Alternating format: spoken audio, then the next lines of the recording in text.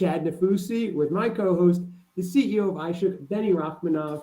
On the iShook experience, we embark on a journey of discovery in pursuit of work-life harmony, something that is so elusive because we only have so many hours in a day.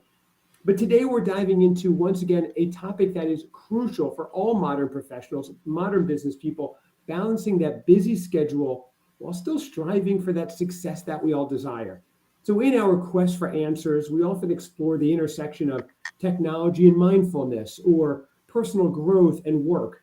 However, in this episode, we're shifting gears, and we'll be joined by a special guest, a very successful young entrepreneur, Brandon Austin Kinney. Brandon has founded and started numerous businesses. He brings a wealth of experience and insight into how to achieve a work-life balance while still managing multiple ventures, several of which he's about to launch, and he's still taking time to meet with us today. And as you've seen throughout this series, we also share practical tips, insights, and stories that help empower you in your own quest for balance along with our own. So today we're really going to delve into some of Brandon's strategies and experiences, get some lessons for that balance to maintain focus and find success in both personal and professional realms. But remember, this podcast is not just me talking or Benny talking. We want to hear from you as well. We want you to share your thoughts, experience, and questions, and really build this iShook experience community dedicated to growth, resilience, and most importantly, thriving in every aspect of life. But Benny, before we bring in the guest, I just want to quickly recap episode 4 last week, which was really fun. We were joined by 𝗘𝘅𝗽𝗍𝗪 𝗍𝗪, a distinguished genetic counselor and also a podcast host on the iShook network, which is really great to share the screen with her. She shared some of her personal journey. She gave us how she blended her expertise in genetic counseling with her passion for digital media and podcasting, which was, seemingly disparate things that she melded together well. And she really told us how she managed to balance her demanding roles in healthcare and media, and gave us some really great insights. She delved into her own advocacy work and highlighted her efforts, just about geneticism and genetics work and staying resilient and motivated in the face of challenges. And she's done all that at such a young age. It was really inspiring. I learned a lot. But Benny, it's enough about the past. It is time to move into the future, into the forward. It is time. Let's bring in today's guest, Brandon Kinney. I'm so excited to have him here. Brandon, thank you so much. I wish I had like a clapping sound effect to give you for joining us. So we need sound effects, Benny. Well, here we go. Here we go. There you go. Yes. Improvise the situation here. I like that. Brandon, welcome to the iShook experience. Thank you again for joining. Yeah, thanks for having me. You make me sound maybe way more special than I am, or at least I think I am, but I appreciate it. You're welcome. And we're not done yet, because I want to give a little bit more about you. Right now, Brandon, for everybody watching, is working on not one, but 2 startups at the moment, one of which should be launching in just a week or 2. Yeah, Brandon, I asked you to join us. You kindly enough took the time to do it, which is crazy with everything you have going on. Not to mention, you're also the head of marketing for several tech companies. And on the side, you also own your own advertising agency. So I'm tired just talking about his ventures, Benny. This is what we mean. We're talking about hustling and balance. So I really want to get into, Brandon, you've done a lot. It's really wild. You've done more than most people in an entire career. So I really want to know, let's get into your early days. How did you get into this and even have this drive just to run all these and not be overwhelmed by them? What was your startup, your origin story? I don't know. I guess, like, for lack of a better term, I've been hustling, or whatever you want to call it, forever, right? I grew up in a not so great situation, and I got pretty into athletics, which was like a very good path for me, and ended up at a very fancy school where there was a bunch of people way smarter than me, Columbia in New York City. Yes. And yeah, I just kind of, and I was an athlete while I was there. So, doing the whole D1 thing with a demanding, academic schedule, and then I had to pay for it myself as well. So I worked full time. And so you were there on a scholarship because you were a wrestler at Columbia, right? I wrestled. That's right. Yep. Okay. So Ivy League schools don't give athletic scholarships, which is something that a lot of people don't know. They do give, need-based financial aid and some grants and things, but they don't give athletic scholarships. I got, a fair amount of it covered based on our, financial situation. But yeah, I had to make up the rest of it myself. Wow, I love it. It's like a 𝗪𝗁𝗂𝗪 story, Brandon, because you went from just growing up in humble circumstances, then having to originally learn how to juggle. So how did you do that then? You had to pay for school. Were you working while you were at Columbia as well? Yeah, I worked full time Wow.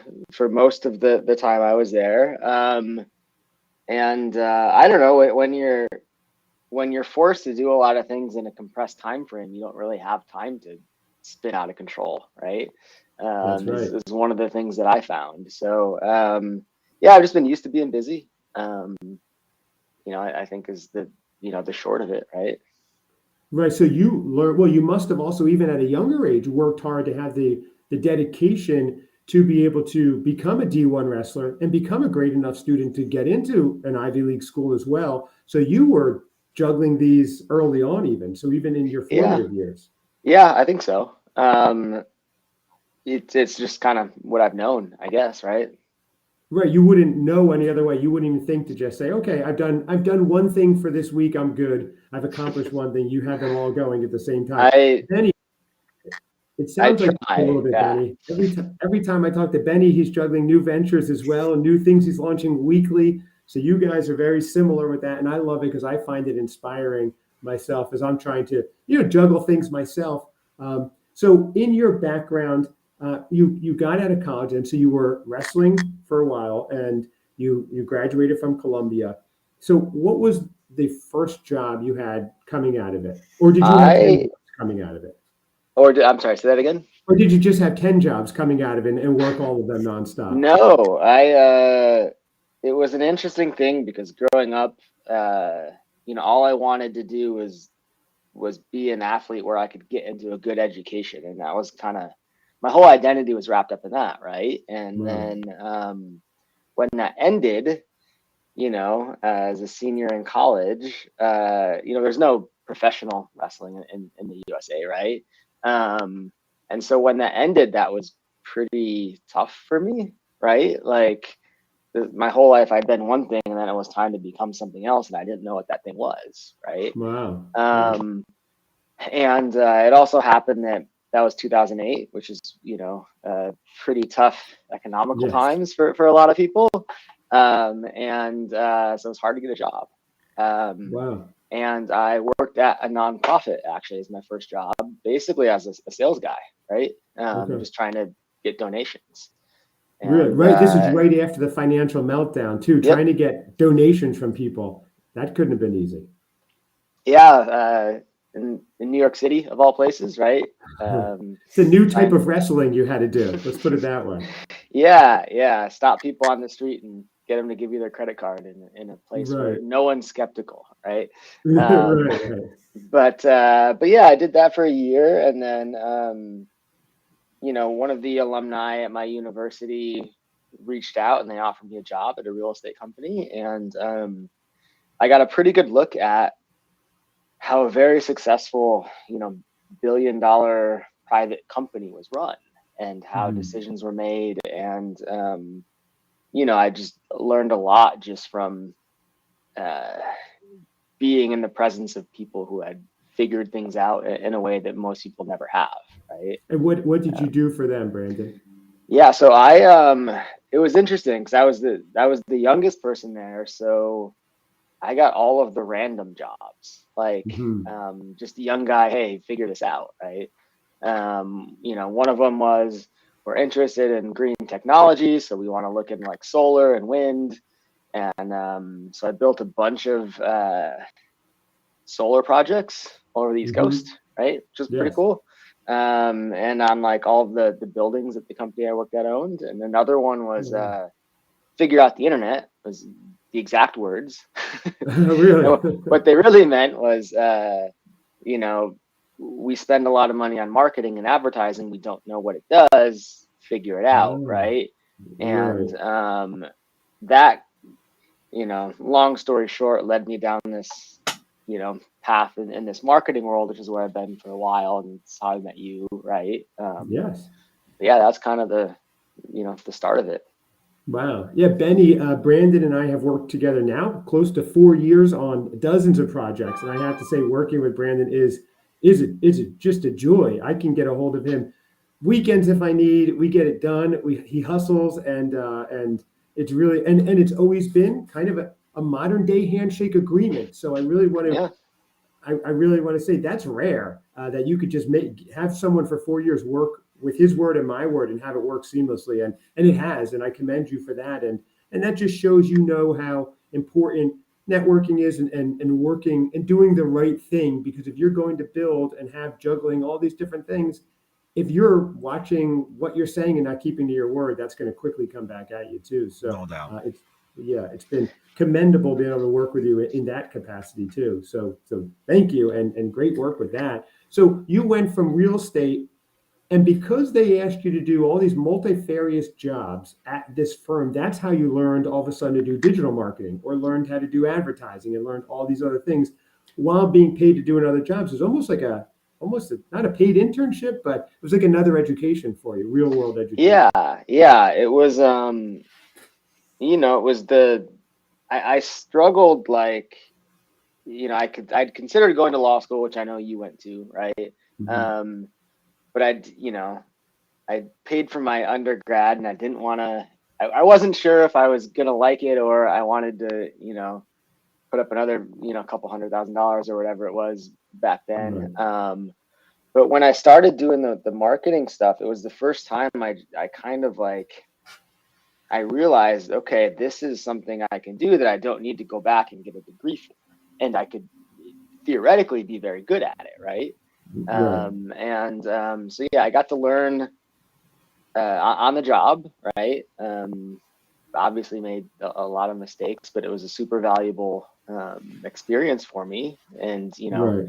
being able to make decisions on behalf of a company kind of gave me some, I don't know, leverage maybe isn't the right word, but when I wanted to go do this full time, it kind of gave me a good background, to be able to lean on, right? It certainly gave you the mindset as a leader of a company on how to do it. So, and that is a specific mindset. I mean, Benny, when we speak too, you have that CEO mindset that it all kind of falls on you, and that only comes with the power of being able to make the decisions and not having to always check it. So that's really interesting that you took that and you weren't daunted by or apprehensive about not knowing the positions. You just dove right in and were like, I'll just learn on the job and figure it out. Yeah, well, the interesting thing that I like about the marketing world or the advertising world, or at the very least the direct response world, is that everything's measurable, right? Especially in the digital age. So you can say, I spent this amount of money, and this is how much money came back in revenue, and we either made money or we didn't, and it's pretty black and white in that sense, and so. That was attractive to me because I spent my whole life competing, right? And this was a different way to kind of be able to have something that's measurable, that I could compete against myself with, right? Oh, that's really interesting. Okay, so you left your days as an athlete, so to speak, and then you had to find some other way to fulfill that competitive desire. But now you had these metrics that you could sit there and go, okay, how did I do last week, year over year, quarter over quarter? Yeah. And use that not only to gauge success for your clients, but also against yourself to keep improving. I love that, a tangible metrics. That's interesting. And that was born from your mindset as an athlete too. Yeah, I guess so. Right, without even realizing it, maybe. Wow, that's fascinating. Okay, so let's discuss. So now you have this knowledge. Where is the tipping point? When did you cross the Rubicon and say, all right, I want to start my own thing? So let's get into, still at the real estate place where you start thinking, because your next step was working on your own, or was there another step in between? The step was I had a long-term relationship that ended. And that's a whole other podcast we could get into. And sounds like a good story. I took my puppy and we moved to Costa Rica, and we lived on the beach. Wow. As Brandon, I would have stopped there and just said, all right, I'm here, I'm good. I know we're trying to figure out how to go back. Right. But anyway, then I met a new girl who I'm now married to, by the way. That's the spoiler of that story. And Congrats. while I was in Costa Rica, thank you. And oh, you met her in Costa Rica? I met her like a long time before that, but we, you know, started dating, you know, when I was living in Costa Rica. And so when I was planning on coming back to the States, she lived in Chicago, so that's where I went. And I got a job at a giant company doing marketing. You know, one of the top, I don't know, 50 or 100 biggest company, like Granger. They're massive, right? They're everywhere. Right. And you know, so that was my first like full-time marketing position at like a different company. And then we moved to Austin, and I started working in startup world. And over the last probably 4 or 5 years, I'd slowly started moving away from working at companies and towards my own things, right? And you know, when I met you, I was the head of marketing at a pretty impressive startup, and they're still growing a bunch. And you know, I advise them still and consult for them. But yeah, that was me kind of running the ship and an entire platform and building out a whole new thing. And then you know, eventually I just decided it was time for me to not work for other people. So, you were making it sound so much easier than it is, Brandon. You're very humble, and I appreciate that. Which, by the way, those campaigns are very successful. I bumped into someone last week who had seen me on one of those campaigns we had worked on recently, just recently. So they can't beat them, and it's been like 3 years with the same ads. And for some reason, they don't want to make. They keep trying to beat them without this recipe that we have, and they don't seem interested in going back to the recipe. But yeah, it's the secret sauce. They can't do it. Maybe they will ultimately. But so let's get back to it, because I'm fascinated. Benny, he went from working in New York to just saying, I'm going to Costa Rica, and kind of glossed it over. That's something that people dream about, talk about, daydream about when they've had a margarita in the summer. Then Labor Day hits, it gets cold, they forget all about it and go back to work. You took the plunge and did it. Now, when you moved down, this is almost like a Henry David Thoreau going to live in the woods by himself and confront the essential facts of life. When you went down, were you like, this is temporary, I'm going to find myself, I may stay long term? What was your mindset at that point? Because that's fascinating that you were brave enough to take the plunge. I think all of us at one point or another have said, forget it, I'm going somewhere, I'm going to a tropical island, and I'm forgetting all of it. Well, usually people who go to tropical islands usually go to retire. He went there to work. Exactly, right. Well, I worked a little bit while I was there, but yeah, I don't know. It's something I always wanted to do, and you know, the certain circumstances in my life, you know, were such that it made sense in a way, and I thought that, like, you know, if I don't do it now, I might not ever do it, and I feel like I would very much regret this. So that's kind of what happened. So it was more of an experiment, though. You didn't think you were going to long-term just go full tropical lifestyle. I wasn't sure how long I was going to go. My original ticket was for 90 days, just because you need a return ticket, I think, you know, like legally or whatever. And I had to come back for something, but I stayed for a year is what happened. Wow. Okay. And while you were there, you were working on marketing, learning marketing, or working on your tan? Worked on my tan. Surfing? I did not surf at all, actually, while I was there. I didn't pick up surfing until the pandemic, which is another time when I quit my job and I went to Hawaii. I picked up surfing there, but that's balance. Going to Hawaii and Costa Rica, I like it. Yeah, but no, that's balance. That's like two different spectrums of the globe. Oh yeah, he does go from one end to the other. Yeah, for sure. Yeah. So, Brandon, what were you saying? You ended up going to Hawaii as well. Yeah, surfing. So I didn't surf at all in Costa Rica. I taught jiu-jitsu at a gym, you know, a couple times a week. But you know, the cost of living is a little bit lower there than a lot of places here. So I was able to mostly kind of live off some savings, right? And then, came back here and started working. So you knew at some point you were coming back, even when you were in Costa Rica, you knew it was kind of just, you're taking the time, like almost like a mini gap year, because you could do it and you thought that this is your chance. Yeah, I mean, I kind of, my approach with a lot of things is to just experience them and try to not make decisions about them before I experience it. And I find that I'm generally more open and receptive to things that way, right? So, you know, I guess probably didn't plan to stay there forever, but I didn't rule it out either, right? Right. Yeah. And you were almost ahead of your time, because if it was now, you could have worked remotely from wherever you were. Yeah. If you just missed it by a few years, could have been full island. So then you're in Costa Rica, you come back, and now you're like, okay, you're working for this big company, which I take you were by then used to making your own decisions, having more power and more say. So at that point, you decide, okay, you're going to go on your own. So how did you decide exactly which type of business to start? Like, what factors influence those decisions? Because you decided mainly you want to work for yourself and go from there, correct? Yeah. So fast forward a few years. The one that's like, I guess maybe most interesting to talk about is I started a supplement company, which is about a week, maybe a little bit less from us selling our first products. And Congrats. Amazing. Thanks. Yeah. Is the name ready? Is it out there? Let's put it out there. So the name of the supplement itself is called 𝗪𝘁𝗫. So neuro like the brain.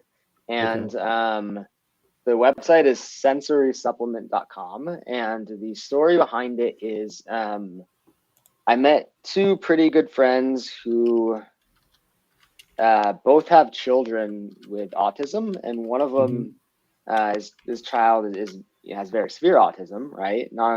Non-verbal, you know, pretty physical against himself, and you know, it's a tough time. And you know, I'd also done some work with a company who helps people with addiction, right? Alcohol addiction, actually. And through that, I met a scientist who made a supplement. And so I introduced my friend to the scientist, and you know, we essentially made a supplement for his autistic son, Leo, is what happened, right? And you know, so it's got, you know, it's an all-in-one complete supplement for, you know, it was made for you know, kids with, you know, on the spectrum, but you know, it can really be used for all children, right? So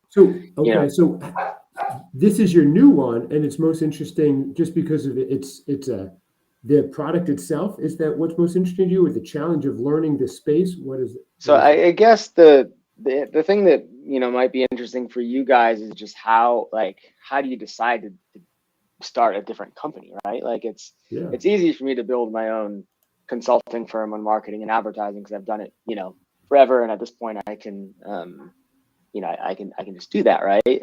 But this other one, you know, finding people that you like and you want to do things with, and also trying to have a positive impact in the world is, you know, that's interesting to me, right? Wow. Okay. Because your other positions, right, they haven't necessarily had that where it's helping a societal help, you know, alleviating a problem or helping to some of them. Yeah. I mean, I work with some software companies where that was certainly the case, where I didn't feel like I was, at least in a society or social benefit kind of way, helping people, right? Some of the last few companies that I did feel that way, like owner.com, I think is doing a very good thing for, you know, small independent restaurant owners and small business owners across, you know, the country. You know, so I started to pivot more towards companies where I felt I could do some good in, right?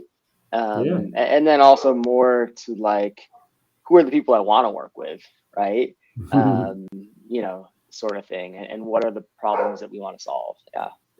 Right. I see. Right. And now I know you do run your businesses like that, just from our long-term relationship that we've had. You certainly have a stable of people you trust and like to work with and keep going back to them.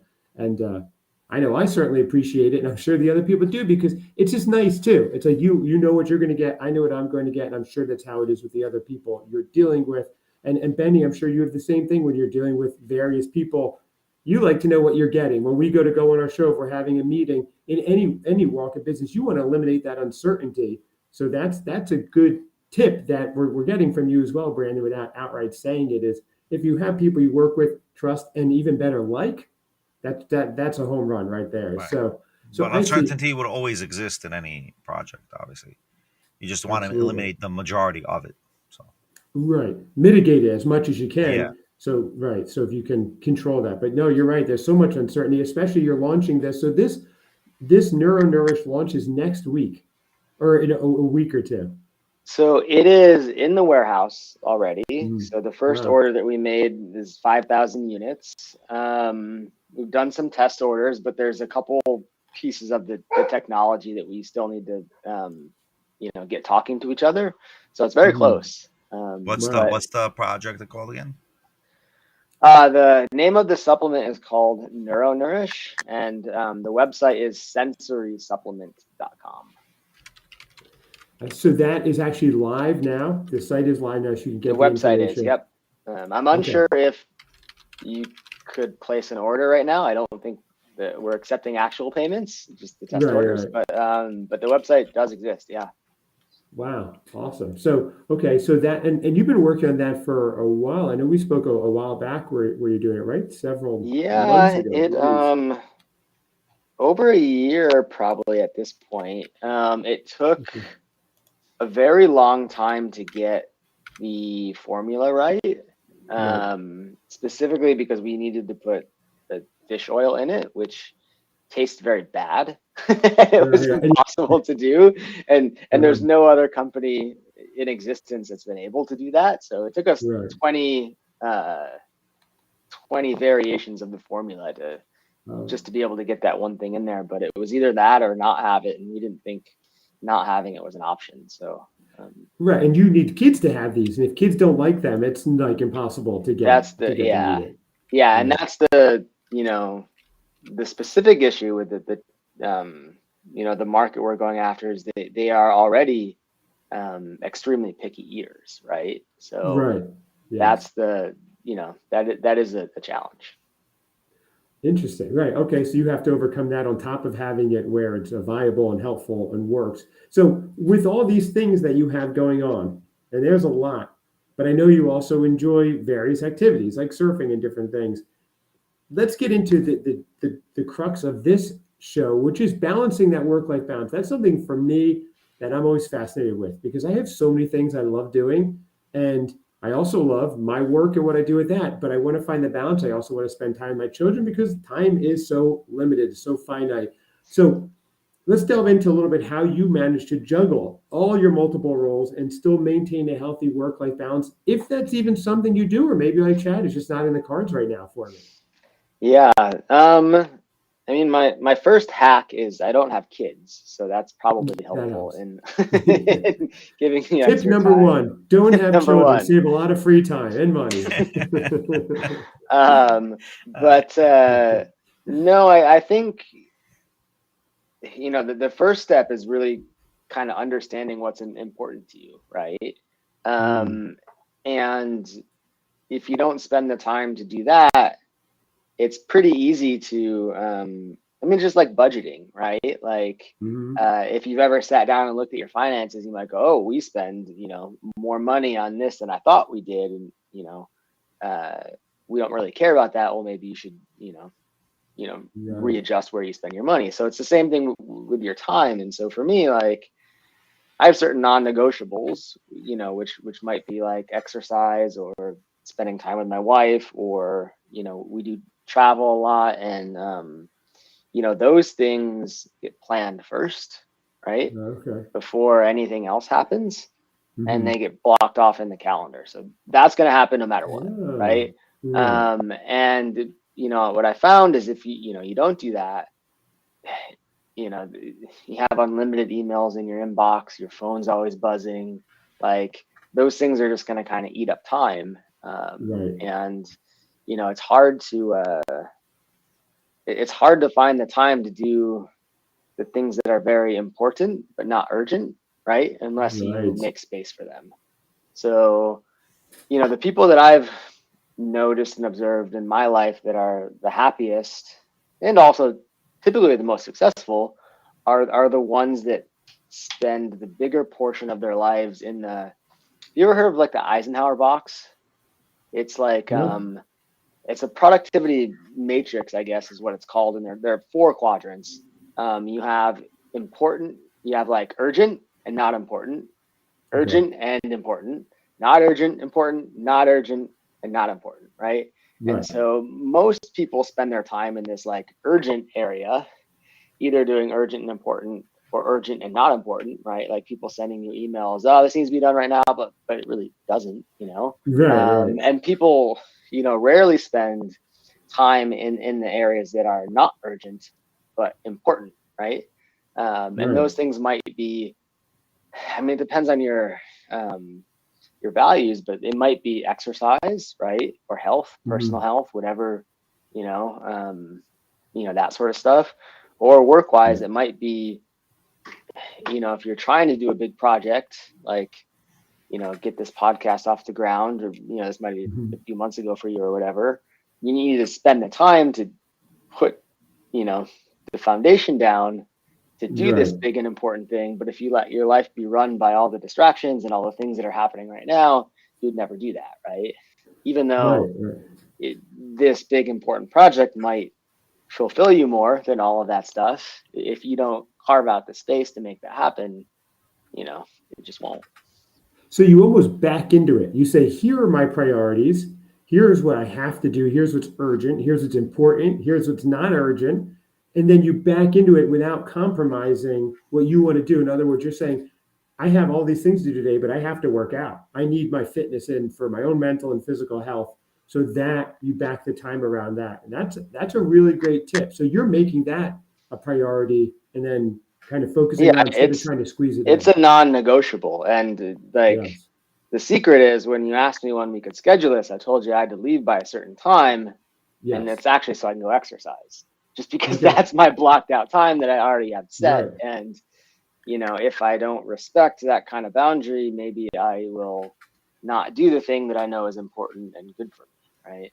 Right. No, that makes sense. Right. Okay. Yes. You don't want to end up missing back day for a podcast, because then you're going to be all off too. So what's today? Is it back day? How do you break it down? It depends on the week. Later today, I'm doing yoga, actually. Very nice. Which is a newer-ish thing, but yeah. So like I find that being able to just like put blocks around your calendar for certain times is very helpful. And so the same thing, like you plan date nights, or you plan trips or little things, and if you get those out of the way first, right? Like the super high value stuff, like on some level, everything you do in your business could mostly be done by somebody else in some capacity, right? But nobody else can spend time with your family, right? That's true, right? That's a great point, right? Nobody else can go surfing. I know that's something that you like to do. I find that, if you put those things down first, and then you look at things like, most things are actually not emergencies, right? Most things, if you took a step back and you thought about it and you say, okay, like this could be done this time, this could be done here, right? And you just shift your priorities around a little bit, you can, be more effective, right? That's actually a very good point. Just because you said it's urgent, it doesn't mean it's urgent, right? There will have to be parameters that will define it to be urgent, and then those parameters are not based on what you're saying, based on the reality of the situation. Yep. And I've been struggling with that a lot too. What he's saying, honestly, it's very important what he's saying. In business in general, there's an urgency to be always relatable, But you're forgetting one thing. You will always be relatable. Like we're doing this podcast now. I try to tell everyone, just because we got this podcast and we push it out today, right? Or whatever it gets pushed out, right? Doesn't mean it's always never relevant. It will always be relevant because Right. always have an audience who never saw it. So there is no Right. real urgency. so That's true. there's Right. no real urgency to get it out. You should get it out because that's just procrastinating. But that's like a You're huge right. thing what he's saying. I mean, this is like what's it called? Marketing 101 and work ethic 101. Everyone should be taking. Yes. I'm sorry I'm Yes. emphasizing this, but I have to emphasize it. This is huge what he's saying. It's so simplistic, but it's so important that everyone gets that. Yeah, and you know what it is? This was what I envisioned when we created this show, was learning these little tidbits that people, it may be simplistic or it may not be. People just don't think that way. And the way Brandon backed into it with the Eisenhower boxes and budgeting the time and then backing into prioritizing what he wants first and then doing what he had to do, fits it all in. That's a great tip, because there's so many days I'm like, I'd love to go do yoga, but because I didn't schedule it, it's not happening today. But you schedule it as if it was something that was important, not urgent, but important. But you made it urgent with a time frame. So, well, not just that, he's the engine of his projects and his company. If you're not fueling that engine, then there's no company. So that's the importance. Yeah.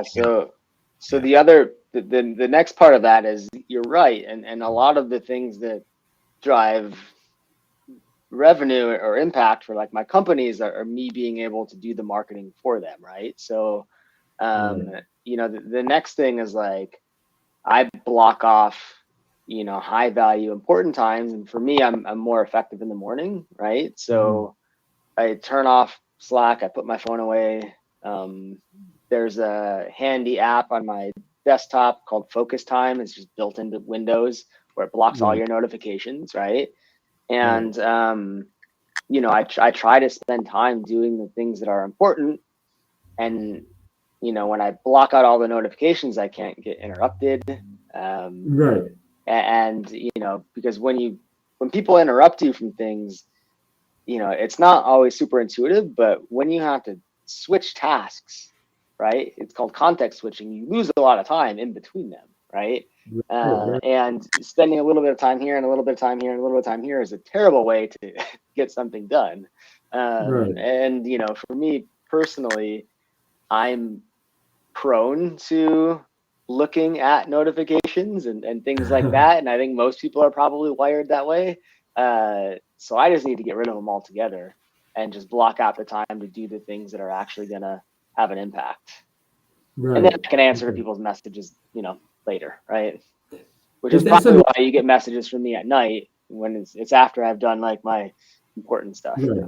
Yes, random times, random hours, and I often get them, and then I go, I forgot to turn my own notifications off. It's a Sunday morning. What am I doing here? So that's a good point. So I see. So what you're saying is, and in what you do, and what you've found successful is focusing on a task in hand, not getting waylaid every 5 minutes, because that is a dopamine rush. When you hear that little ding, you don't know what it is. Is it $1 billion deal, or is it someone asking, if you need to extend your car warranty?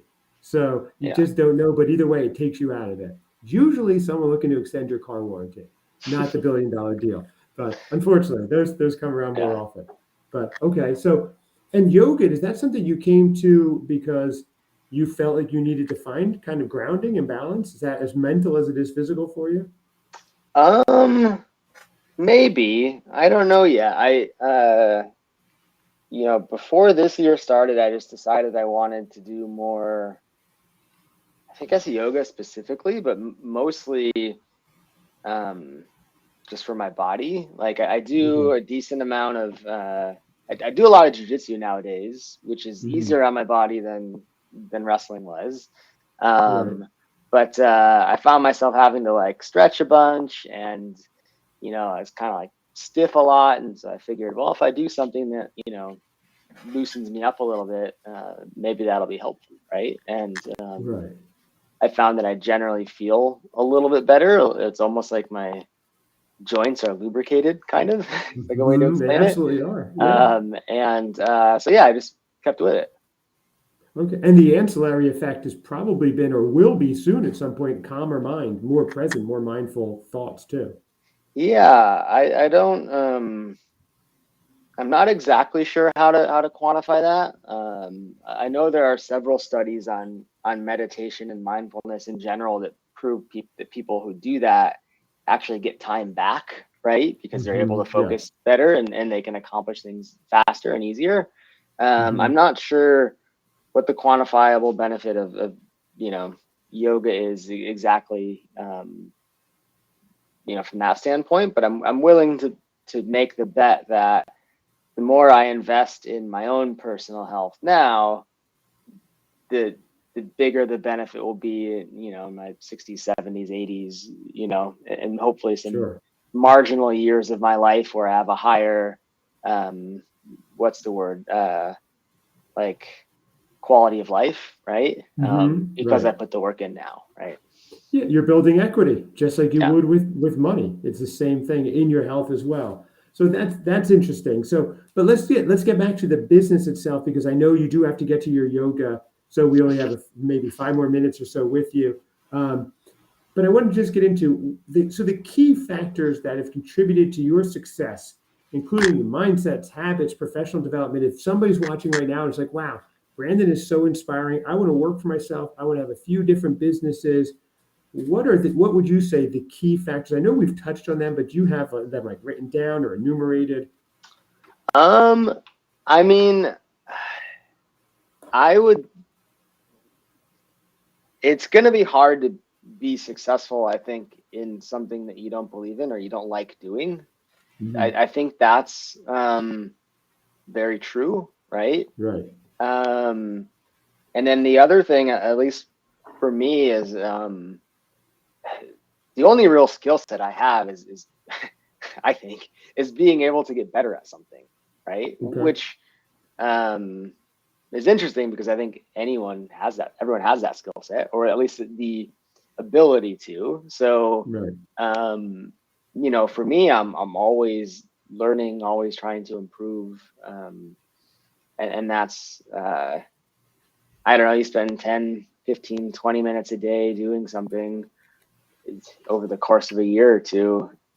That's several days, and you'd be surprised how much you can improve just with little consistent habits, right?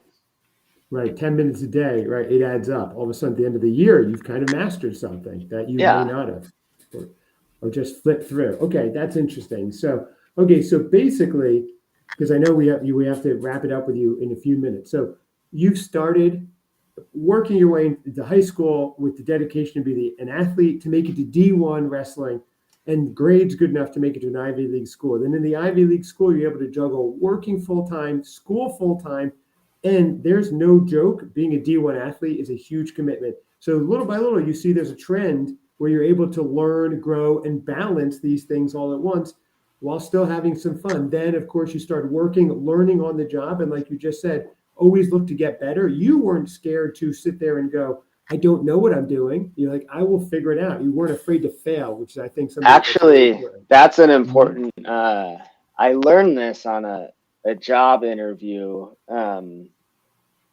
don't know, a long time ago, but this guy said something and it stuck with me since, but he said, as soon as you learn that no one else knows what the F they're doing either, the better off you'll be. And I thought that was like very true, everyone's trying to solve the same problem. Everyone's trying to get through the same things in life, right? And nobody's got it all figured out. So interesting. You might as well just do it. Yeah.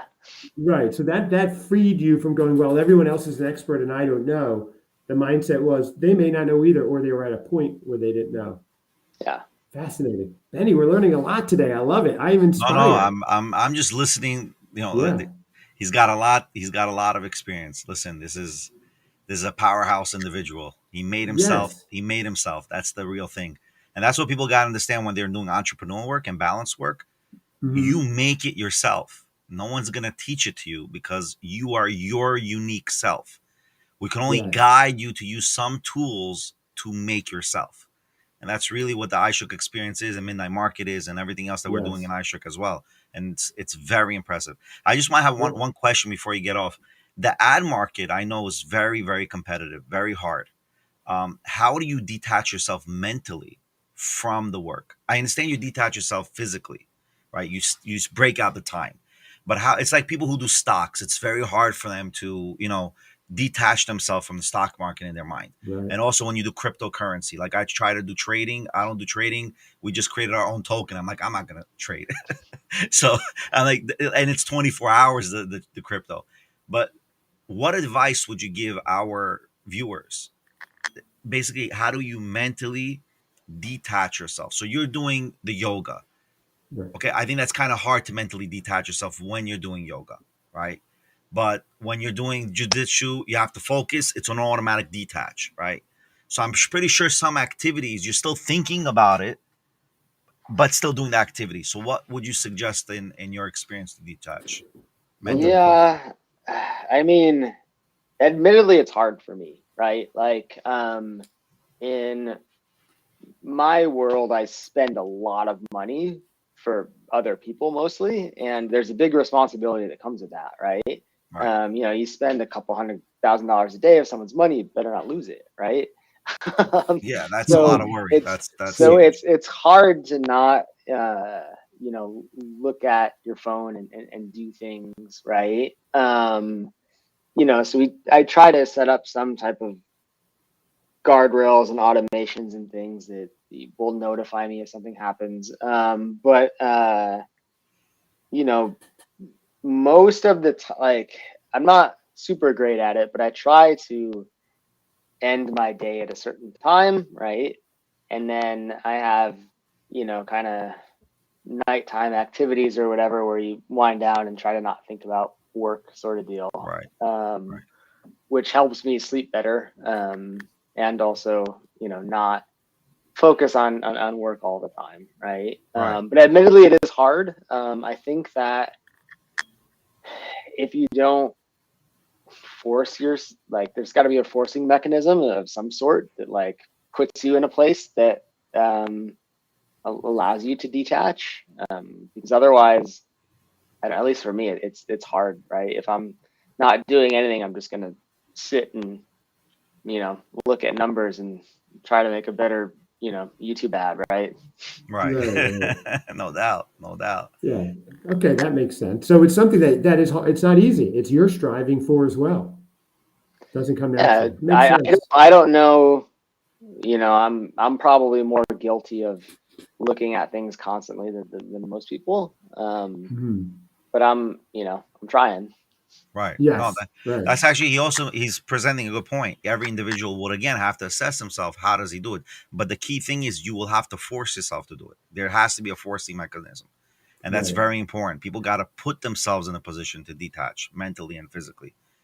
They can't, they can't get engulfed by the work, so to speak. Yeah, it's important it's important to step away from stuff, right? Right. Yeah. Certainly. You come back refreshed too, and you're better to serve yourself, your client, your business, everything. So it makes sense. And blocking this next hour for yoga is the way to do it. So I don't want to keep you much longer. I know you have to get running. So I want to thank you so much for taking your time. You've got your advertising firm, Calvin & Hodges. You're launching the sensorysupplement.com with NeuroNourish in the next week or two. So take a look at that. It's going to blow up. Everything Brandon does is great. And I know he really takes the care to make sure it's a fantastic product out there. And it's been really great just hearing your journey, hearing some of the wisdom you've gleaned along the way and sharing it with us and just taking the time. I really do appreciate it, Brandon. When I reached out to you, I would have understood if you're like, Chad, I'm just way too busy, but you did it. You took the time. And we really appreciate it. Thank you so much. And I just want to say to everybody, thank you for joining us on the iShook experience. Check out our daily blog at iShook Daily. Connect with us on ClickTalk. Check us out on iShook.me. Explore our AI solutions at iShook AI. Join our social media community at iShook with integrated chat GPT. There's a lot going on. Listen to the other podcasts on the network like Midnight Markets, as well as right here, the iShook experience and everything on the iShook network. That's my co-host, 𝗍𝗪, the CEO of iShook. Our guest, Brandon Kinney, very inspiring. And everyone, as Benny said last time, for true balance, you must always strive to stay balanced. So until next time, stay curious, stay balanced. I'm Chad Nefussi, and this has been the iShook Experience.